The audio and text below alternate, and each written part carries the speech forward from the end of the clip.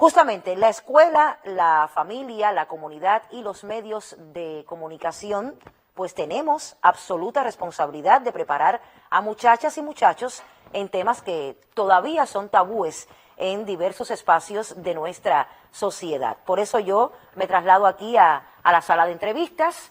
En esta mañana pues tenemos el gusto de tener con nosotros aquí en el estudio a la periodista y profesora del Centro de Estudios Demográficos, CEDEM por sus siglas, a la doctora Dixie Edith Trinquete. Muy buenos días, Dixie, un placer para nosotros contar con su presencia. Muy buenos días y muchas gracias por la invitación, Yanela. Dixie, en un artículo en Cuba Debate, usted expresaba que a medida que las comunidades y gobiernos municipales logren ver el embarazo adolescente como un serio problema de salud a atender, no solo con recursos, sino también con cambios integrales en la vida de sus adolescentes, estaremos dando entonces el primer paso, que siempre es el más largo. ¿Cómo se evidencia este fenómeno en los diversos territorios de nuestra nación? Bueno, a ver, lo primero que nosotros siempre desde el CEDEM estamos tratando de posicionar es que el embarazo adolescente sí es un gran riesgo de salud, pero sobre todo es un problema social.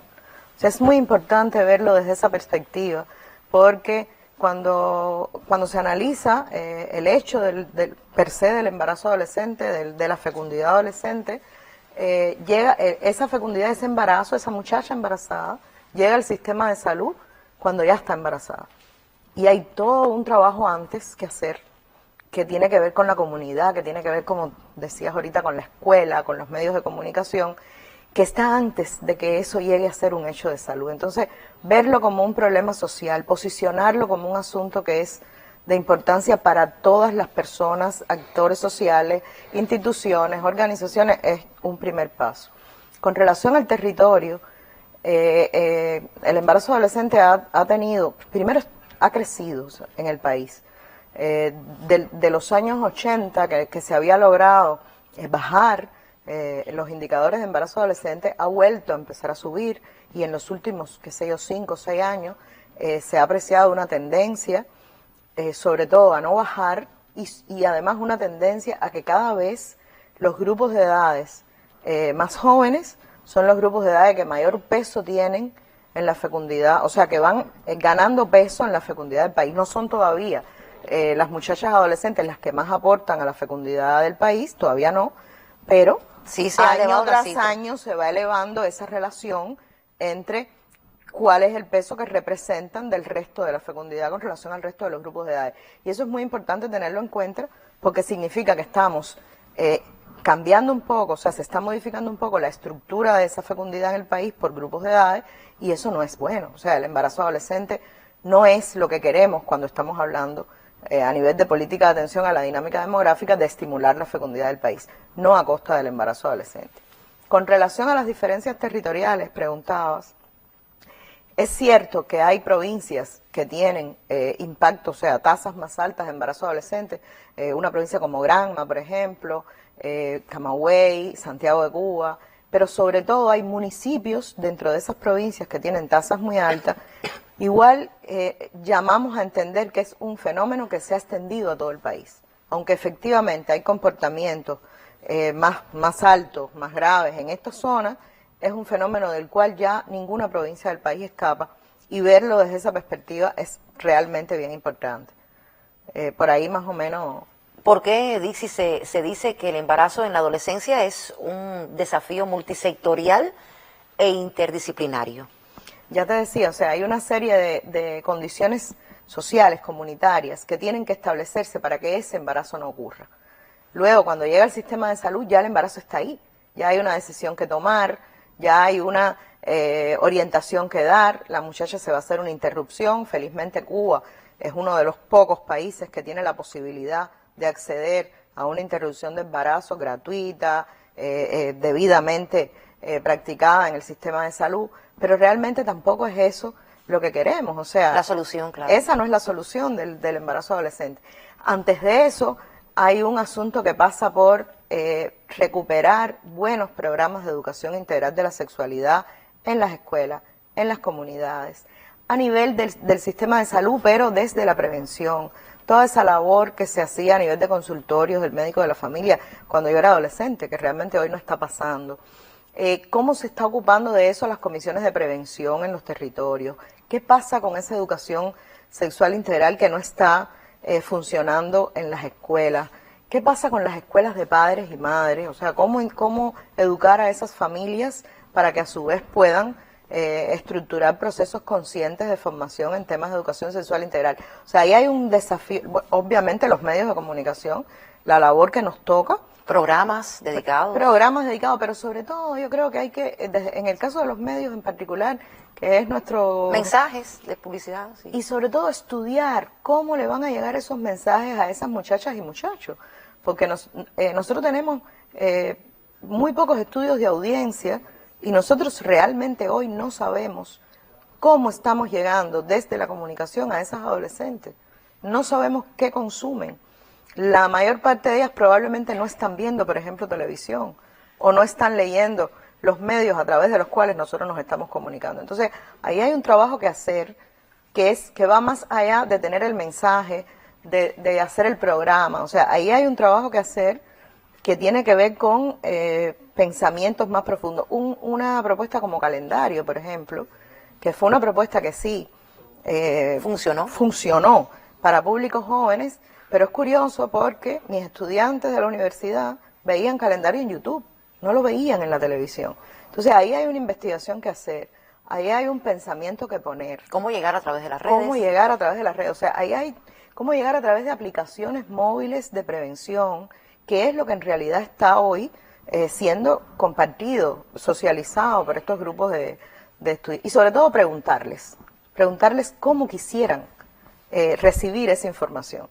Porque nosotros ahora podemos hacer todos los estudios del mundo, pero ya no somos adolescentes. O sea, que ellos diseñen, que ellas y ellos diseñen cómo quieren recibir esa información, cuál les funcionaría. Eso puede ser realmente un pensamiento para tener en cuenta. Se puede asegurar que la maternidad en edades tempranas en nuestro país ocurre con mayor frecuencia en las zonas rurales, ya hablábamos de eso. Háblenos sobre los estudios del CEDEN específicamente realizados en esos territorios. Hay diferenciales por territorio. Sí, hay zonas rurales que tienen, ya decía, municipios de este país que tienen indicadores mucho más altos que los de otros territorios o que zonas urbanas. Pero nosotros tenemos embarazo adolescente en La Habana, tenemos embarazo adolescente en Santi Espíritu, en Matanzas, en Ciego de Ávila. O sea, el embarazo adolescente se ha ido extendiendo como comportamiento a todo el país y el llamado que nosotros hacemos en CEDEN es a que cada territorio estudie cómo se está comportando ese fenómeno en su territorio. Porque no en todos los lugares tiene la misma intensidad, pero sobre todo no en todos los lugares se manifiesta de la misma manera y tiene por tanto las mismas vías para poderse acercar a él, para poderlo prevenir. Hay que contextualizar ese embarazo adolescente. Una de las recomendaciones, el CEDEN es una de las instituciones asesoras de la política de atención a la dinámica demográfica, de su implementación, junto con la Oficina Nacional de Estadísticas e Información. Y uno de los trabajos que el CEDEN está tratando de impulsar, asesorar de manera técnica, es el trabajo de los observatorios demográficos que se han constituido en todas las provincias y en todos los municipios. Y la demanda es justamente esa, o sea, investiguen cómo se le está dando el embarazo adolescente en su territorio, porque esa investigación, ese insumo que se va a levantar a partir de ese acercamiento focalizado, aterrizado, es lo que va a permitir diseñar políticas, que los gobiernos de esos territorios diseñen políticas ajustadas a su problemática y no políticas dictadas desde un espacio, claro, desde un espacio centralizado que no está teniendo en cuenta esas particularidades. No es igual el embarazo adolescente en Yateras que en Guamá, en Santiago de Cuba, o en la capital, que en La Sierpe, en Santi Espíritu, que en San Miguel del Padrón, en La Habana, donde hay una alta tasa de incidencia. O sea, no es igual, no se manifiesta igual. Las dificultades que existen a la hora de querer adquirir métodos anticonceptivos, sabemos que no ayuda, pero también es cierto que existe una baja percepción del riesgo que conlleva esta práctica sexual sin protección. ¿Cuáles son las provincias con las tasas más elevadas de fecundidad adolescente? Ya te decía en estos momentos estamos hablando de Granma, estamos hablando de algunos municipios de Las Tunas, municipios de Santiago de Cuba, o sea, algunos municipios de Guantánamo. En general, la zona oriental tiene índices más altos, No en todos los municipios tienen igual nivel, pero insisto, el fenómeno hay que verlo de manera diferenciada porque está en todo el país. Una de las principales problemáticas, Dixie, me decía, que inciden en las tunas, en el bienestar de la futura madre y el recién nacido, es justamente la concepción del embarazo en la adolescencia. La provincia aporta una de las mayores tasas, ya lo decía la profesora, de este flagelo en Cuba, y tenemos un reporte que vamos ahora a poner a su disposición. Una alta fecundidad en la adolescencia caracteriza a las tunas, que exhibe un índice de 23%, uno de los más altos de Cuba. Esta problemática de salud ocupa a los especialistas de la provincia y para ello se ponen en práctica estrategias para enfrentar con efectividad este fenómeno. También se trabaja para estrechar la alianza entre salud, educación, la Federación de Mujeres Cubanas, así como las organizaciones estudiantiles, para realizar una labor preventiva desde las comunidades y escuelas. Hay muchos ejemplos de que no es la edad para involucrarse en el proceso reproductivo. El trabajo tiene que ser intersectorial, educación, salud, FMC, los CDR, pero tenemos que hacer acciones bien efectivas para llegarle a los adolescentes, es la forma en que se le llega a ellos. La realidad tunera alerta que este incremento en la fecundidad en la adolescencia entraña un peligro que acecha con incidencia incluso en los indicadores de muerte materna. Desde Las Tunas, Yeleni Fernández García, Canal Cubano de Noticias. Yo le propongo a la profesora Dixie ahora hacer un alto en nuestra conversación, si me lo permite, Dixie, porque pasada las 8 entonces estaremos de vuelta para continuar conversando sobre tan importante tema, el tema que nos ocupa hoy en nuestra revista. Vamos a una pausa y seguimos juntos